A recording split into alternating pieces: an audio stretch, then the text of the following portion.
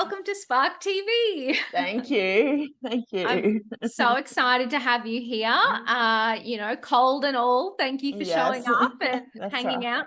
The things we do as Mm. business owners, we keep pushing You through. just keep going. My God, it's crazy, isn't it? Let's start out by telling everyone who you are and what you do. So my name's Mandy or Amanda officially.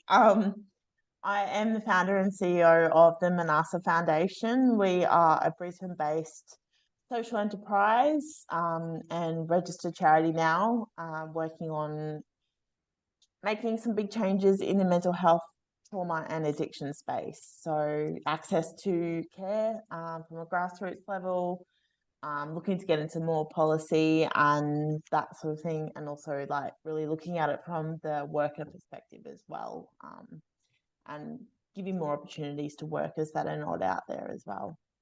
Amazing.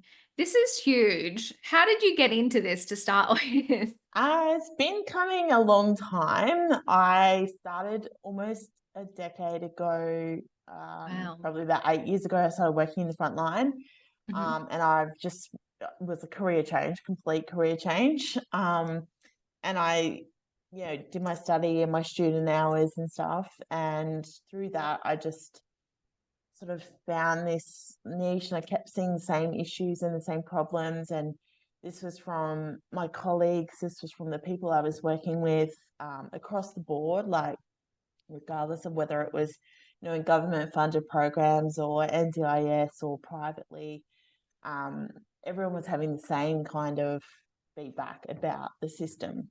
Um, Mm. and I've just started to build a picture of what was needed to sort of answer those issues. And then it sort of evolved and evolved, and it's just kept growing for the last 8 years. And finally, about a year and a half, 2 years ago, I got to the point where I'm like, okay, this is now a solid plan. Like, I know that this is a feasible, doable sort of thing. And I made the commitment to jump into it and take that leap and go, you know what, if I don't do it now, I've got the vision for it. I'll be sitting on it for another 5 years. Yeah, it becomes like that, isn't it? We spend so much time ideating and planning and Yeah. strategizing and visioning and journaling, and then we're like, at some point, we just have to do it, Yeah. And like it's a big thing that's so needed across the Yeah. whole space of mental health, trauma and addiction. So it's also a big thing to take on. So I Yeah. needed to be sure that I was 100% in and prepared to roll with it to get it done. So yeah, it's been a journey, but yeah, we're well on the way now. That's so cool. And what's it like setting up a social enterprise and a charity? So a lot of people, we talk a lot about side hustles and then turning them into a business. Is it much different on the social enterprise charity end of the spectrum? Yes and no. Like you still need to set up like the entities and the appropriate entities and so forth and go through that process. But being a social enterprise and not for profit is part of the business plan of how Mm. we'll be delivering what we deliver. Um, so there's governance that comes with that. That's ruled by ACNC. So we need to go through a whole registration process with them. As so you set up the company entity, then you go through the ACNC process, which lucky for me was typically 8 weeks they give you, and it's been about 8 months now. And we're What? just getting. I Oh know, my so it's God. been a journey. Yeah. But yeah, so we've now got that and we are now registered. We're going through the final stages of the ATO process to get the DGR, which is a deductible gift recipient, which Mhm. allows us to accept and fundraise through tax deductible donations. Oh, So cool. yeah, it's been a process. I've learned a lot, but I'm really stoked to see it coming to a head now and being able to actually get going and start implementing everything. Would you have any advice for somebody who has been thinking of starting a not-for-profit in terms of that process? Definitely just expect things to take a lot longer than what you think they will. Like even in the very beginning, like, to do a not-for-profit, you've got to have a board. Oh, And wow. just like little things that I learned of talking to people about being on the board when they're already in corporate roles and executive roles, they need to run that past their employer, and sometimes their employers won't allow it Mm, due to risk. So, you miss out on people that you hope, and like little things you learn that you just don't think are going to be a thing are a thing. So mm. it's nothing that you can't work around, but yeah, just be prepared for those little things. Yeah. Oh, feel like that's business 101. Be prepared for something to happen Yep. that you didn't plan on happening. Oh, full on. That's crazy. But What's just, been one of sorry, what were you gonna say? yeah, just being able to roll with it. Same Yeah. as, business really. You seem very zen about all of this. I'm like very impressed. Look, it's not always like this. And I think my board definitely hear from me when I'm like, but yeah, it's a process, and I don't see any point in getting all Yeah. uptight about it. Like generally I tend to get around like this, and it's much more fun and easy to do that. Totally. Oh my God. I totally agree. It's like it's all perspective, right? Yeah, That absolutely. shit happens It mostly every happens. day. Yeah. And we do really have to control how we respond to those things happening that we didn't expect to happen. And like keep the big picture in mind. Like, is this Yeah. really the big picture? It's not really. Okay, let's just work through it and move on. You Yeah. know, there's no point. Learn what you got to learn, figure it out, and move on. Like, Totally. That's such a good point. Like there's that quote that's kind of like if this isn't going to matter in 5 years, it yeah, shouldn't matter to you today. yeah, And absolutely. I think about all of the and this is like so triggering. I'm like thinking about all the things that I'm cranky about today. And I'm going, wow, get over yourself, lady. Yeah. Oh, it's just you got to keep that perspective. I think to be able to execute, like if you've got a big picture for something, you just keep pushing forward, and yeah, you get there in the end. Yeah, absolutely. I love it. So, how will you bring revenue into the business? Will that be all through donations or how will that work? So we've got a few pathways, which I'm really grateful to be working through. Is yeah, so donations and doing, accepting tax deductible donations, working with a lot of individuals and corporate companies as well, for corporate partnerships and corporate funding. I find people are amazing. Like everyone says that there's like it's tight financially, but people want to help, and I've been so grateful to be able to talk to so many people who are so open to be like, yeah, as soon as you're ready, come talk to us. We'll do what we can to help you. And yeah, it's just working through that way. There's obviously other pathways of um, funding and social enterprise funding and so forth. But being a not-for-profit charity, it puts a little bit of a different spin on raising capital and stuff. But it's yeah, like it'll again, it works out.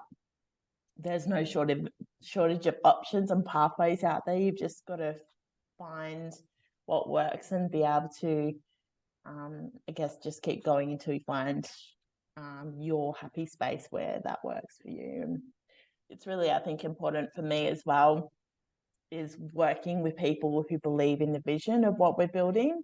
Mhm. I think we're not just a, it's not just a business. Yeah, We're like making changes that will support people to better their lives. So it's a really, um, important mission, I guess, and working with partners, be it private or corporate, who believe in that vision and share that vision is really important to us. totally. And how have you gone about finding those people? There's obviously websites, there's funds out there and so forth on websites, and word of mouth, just relationships, like relationships and networks. It's truly, yeah, once you sort of say something to someone and someone's like, "Hey, I know someone who's interested in this," and it just kind of goes like that. Yeah, Um, sometimes it is really a matter of just keep having conversations, yeah. and you get surprised at who knows who and who's willing to help. And I love your comment about, a lot of people are at the moment talking about that it is financially things are tight for a lot of people, Mm, but it does always, well, and maybe it doesn't surprise me that, if people believe in your mission, whether it be for purpose or for, getting them to wherever they're trying to go in life, through a commercial product or service, like people still care, people still want change, people still want to make an impact, people are still yeah, willing to spend money on stuff that they believe in. yeah. And like with what I'm setting up, like it's a different way of looking at um, funding healthcare, like mental health Mm, care and so forth. So, and offering a completely new model to the market, which is not out there at all.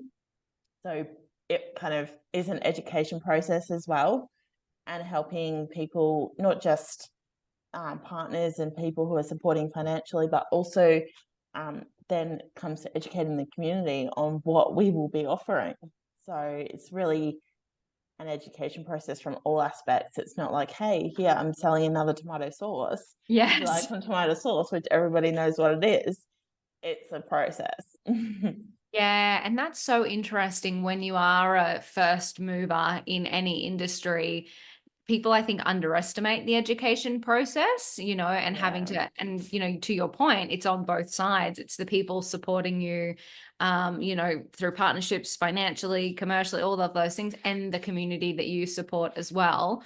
How have you got from the community side? How have you gone about educating them and reaching communities?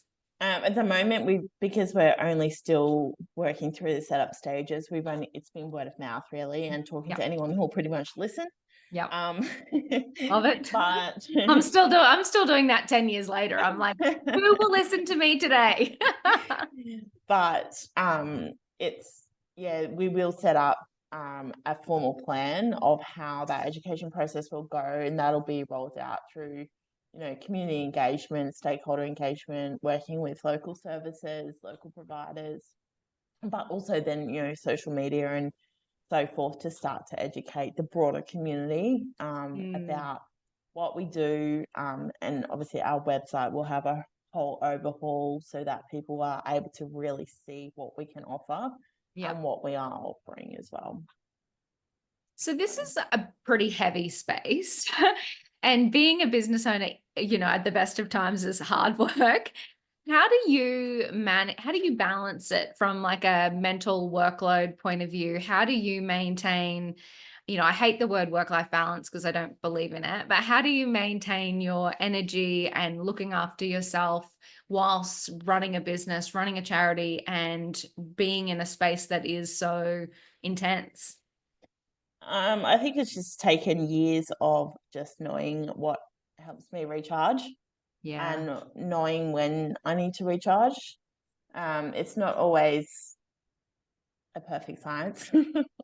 There's weeks and days where I'm just like, I'm done. Like, Yeah. this is too much. I'm done. I quit. Yeah. And I'm like, I'm tapping out for 2 days. I'm actually taking a weekend and I'm tapping out for 2 days Yeah. and not going to do something. But um, yes, it just takes time and learning, I think.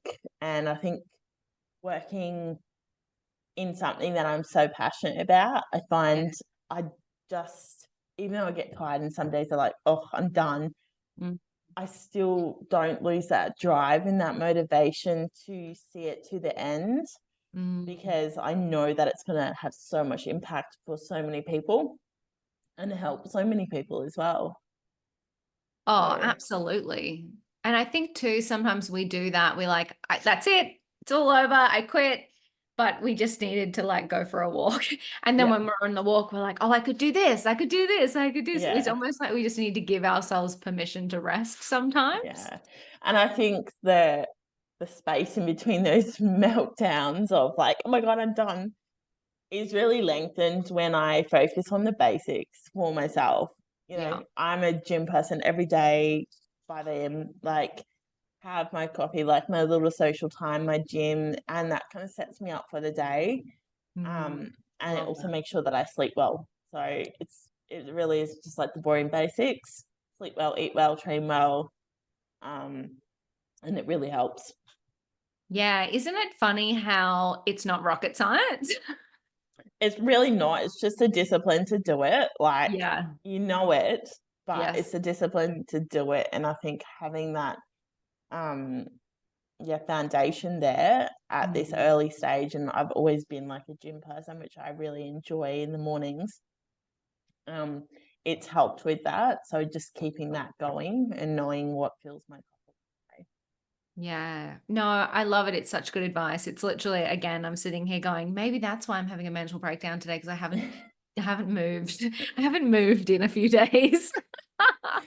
Yeah, it happens to everyone. You get Totally.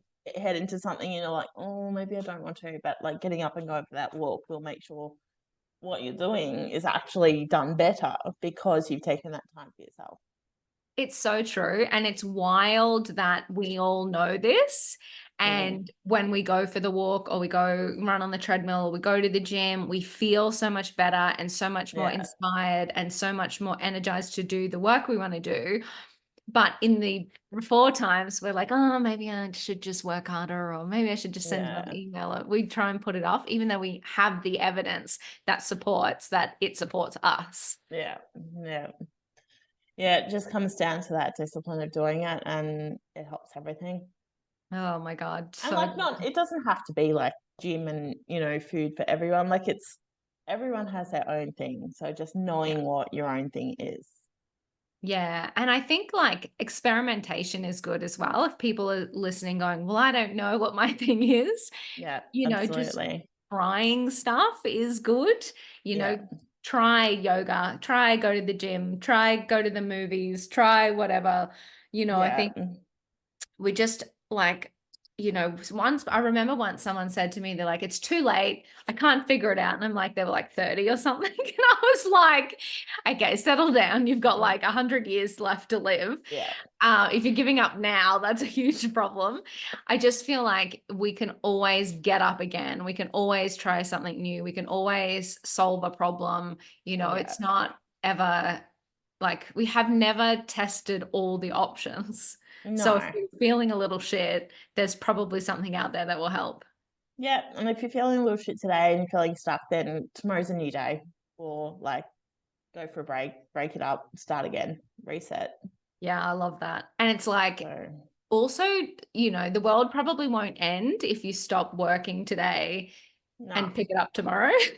Yeah. What are It's you not doing that's so urgent that it has to get done today? honestly, some of my friends know. I'm like, all right, I'm done. I'm done for today. And then they'll get the phone call and they'll be like, okay, what's going on? And like we have a debrief and you bitch and you move on and it's Yeah, done, it's out, it's finished. exactly. Go to sleep, watch some trashy TV, and Whatever it is. yeah, wake up tomorrow and keep trying. Yeah, absolutely. I love it. I love it so much. So, what's next for you? What does the next 6 months of the year hold? We've got quite a few things that we're looking to get off the ground. Keep working with the raising of the capital, Yeah. so that we can then start to implement our sort of 3 to 5 year plan and get that locked in. And then have just some real clear structure around that once we know that we've got the funds for it. Yeah. Um, and then also getting some more structured like groups running here that we can do within the capacity of what we've got at the moment. I know there's a couple of like I've just put out a group for like women recovering from DV from and like Wow. whilst we're not a DV service, I like to make Mm. that very clear. Yes. We do crossover in the overlap of the trauma. So we Mm. do work with trauma and we are focusing on that area as well as one of our 3 core areas. So working with women who are recovering from that and from the trauma and then rebuilding their lives, Wow. and getting that program up and running so that that's on a cycle. And then we've got a few other programs that we'll work with local stakeholders to implement. And then just keeping our community space here at Morningside open and available, and just continuing to start to promote that so that we can have it open more and more for people in our area who are living with mental health, trauma, and addictions, who can have a space to come to, and it doesn't cost them anything. They can come down here, good day, bad day, and just have a space where they've got a familiar face that they can connect to, and that really is sort of helping one of those pillars, which is isolation and loneliness as well, because so many people who we work with, and like I still work one on one with a lot of people, so um, having, you know, the feedback from them is loneliness and isolation is really big. So Yeah. I'm starting to build up that community based space where we can start to combat that, hopefully. Amazing. I love it. Well, you are incredible, Mandy. And now I always love to wrap these podcasts with one last piece of advice. So, reflecting on your time in business, what would be a piece of advice that you would give to another woman on her journey? Just do it. Just do it. Like, honestly, there's so many million reasons not to, but like, it can be really scary to jump into it and doubt ourselves, and we question ourselves, and we, you know, don't always have the support that we would love to have, or, you know, things, ducks are not always in a row perfectly, but just give it a go to the best of your capacity. Like, and if you don't succeed, you'll learn. And I love that, because you can then maybe give it a go in a different way from a different perspective based on what you learn. I love So there's nothing worse, I don't know, for me, to like not doing something that you're really passionate about and then living with the regret of not doing it. It, um, yeah, being able to just give it a crack, even if it takes 10 years to get it off the ground, taking little steps is going to be so much more satisfying in the long run, knowing it. you backed yourself, and went against all the odds to get it done. Oh my God, that is so true. You know, it really doesn't matter how long that it takes, but the time will pass anyway. And if Correct. you look back and you didn't take the action, you didn't do the thing that you wanted to do, Yeah. like, living with that regret is horrific. It's Yeah. far better to do it in a slow, small way. I think that is amazing.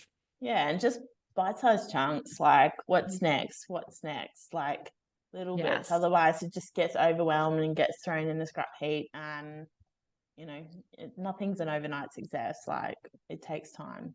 Yeah, spot on. Oh, I love it. Mandy, thank you so much for sharing your journey with the Spark community No today. worries. You're the best. Thank And you. I'll be sure to link up your website and all of the ways that people can support in the show notes as well. Awesome. Thank you so much.